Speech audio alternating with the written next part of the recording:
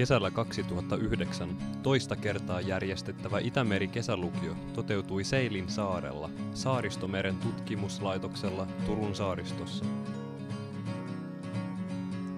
Saaristomeren tutkimuslaitos on Turun yliopiston ympäristön tutkimuskeskuksen yksikkö, joka on keskittynyt Saaristomeren ja Itämeren alueen monitieteelliseen tutkimukseen ja opetukseen. Itämeri-kurssilla nuoret voivat suorittaa lukion syventävän ympäristöekologian kurssin.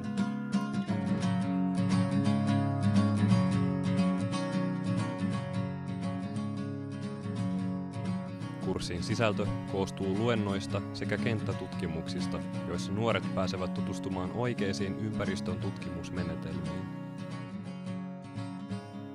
Muu ohjelma piti tänä kesänä sisällään muun muassa snorklausta sekä luontodokumentin tekemistä kuvin ja äänitallentein.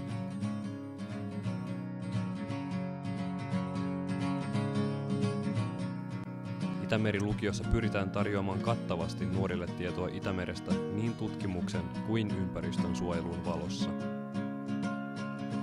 Luentojen pääteemoina ovatkin ympäristökasvatuksen ja luonnonsuojelun haasteet Itämeren tilan parantamiseksi.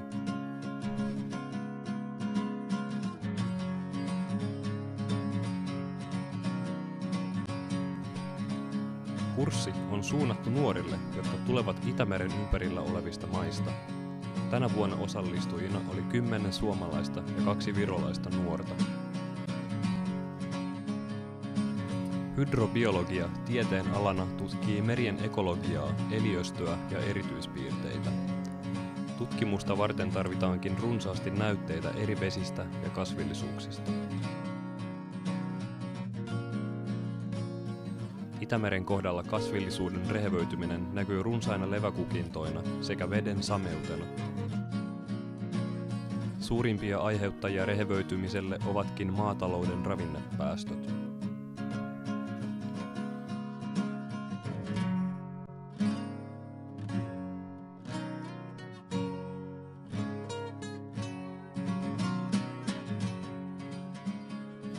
Itämeren tila on huolestuttanut pitkään ihmisiä ja sen suojelemiseksi on perustettu monia organisaatioita.